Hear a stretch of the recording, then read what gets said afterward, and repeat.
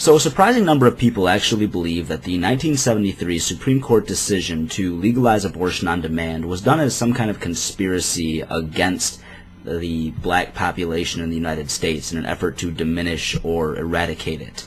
This is based on what I consider to be some pretty circumspect, shaky evidence. Linked below are two videos that cite that, and I'm going to point out why I think that evidence is pretty circumspect and not worth buying into. The first video linked talks about Nixon and shows a quote of him using some admittedly racist vernacular in which he said that he thought people in Michigan would support abortion rights because they thought that black people, who he claimed didn't control their own population, would be the primary users. This shows ignorance on Nixon's part, which I'll explain later, but it still doesn't mean that the Supreme Court ruled abortions as legal as some conspiracy to wipe out black people. There would be far more effective methods for exterminating a demographic of people than by giving them the option to terminate pregnancies they decided for themselves they weren't prepared to go through with.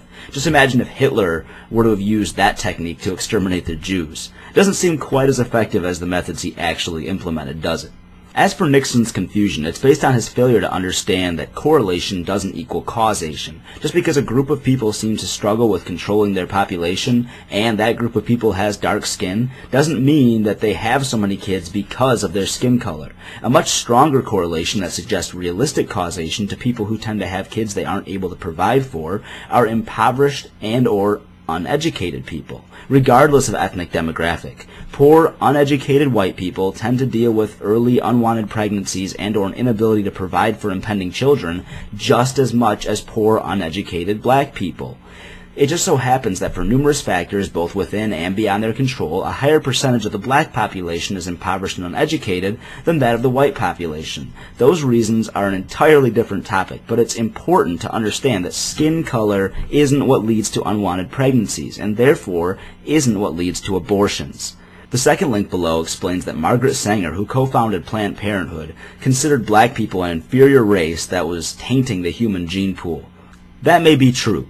Sanger may have been a bona fide, hood-wearing, cross-burning, hate-spreading, ignorant doo-doo head, but that really doesn't have much of a bearing on what the organization she co-founded 72 years ago does and stands for today. Most of the organization's efforts are devoted to helping people have children when they plan to, and preventing unwanted pregnancies so they don't have to be terminated. Prevention. And now they do help to support people who have decided to go through abortions, but that's a just service that prevents a lot of pain, struggling, and anguish from otherwise unwanted pregnancies being manifested.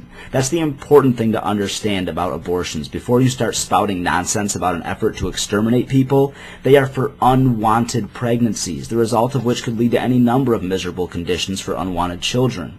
Abortions aren't required of or forced upon people against their will. Making them illegal just leads to dangerous, unsanitary methods of the same practice, which are far more traumatic for the already uneasy impregnated woman. The last point I wanted to mention from the second link below is that abortion clinics are put in inner city areas where many black people live, so they must be encouraging black people to end their pregnancies. This goes back to the real root of what demographic seeks abortions. Inner city areas have the densest number of, that's right kids, poor people, regardless of skin color. Putting an abortion clinic in the middle of a wealthy suburb makes about as much sense as putting a shopping mall in the middle of a desert interstate. Now, if they went around putting clinics next to the poor, middle class, and wealthy homes of exclusively black people and sent frequent ads exclusively to their homes, he'd have a little more ground to stand on with that point, but still not much, since abortion is a circumstantial choice, not a requirement. Now, as an added note for people who use their religion to justify their pro-life position, I find it strange that most religious fundamentalists easily justify the unnecessary circumcision of infant children by saying that it happens when they're too young to realize what's happening or to remember the painful experience. Those same people, however, will vehemently oppose an abortion a woman has decided to have as early as possible into the first trimester of her pregnancy, before the fetus's brain or nervous system are even fully developed. They defend that that woman doesn't have the right to choose that child's fate 5 weeks after conception, but they do get to choose if its genitals should be mutilated after it's a fully developed, living, breathing baby. It hails back to the typical religious right-wing concept that someone has all the rights and powers in the world until they're born. And then you have to do whatever they decide.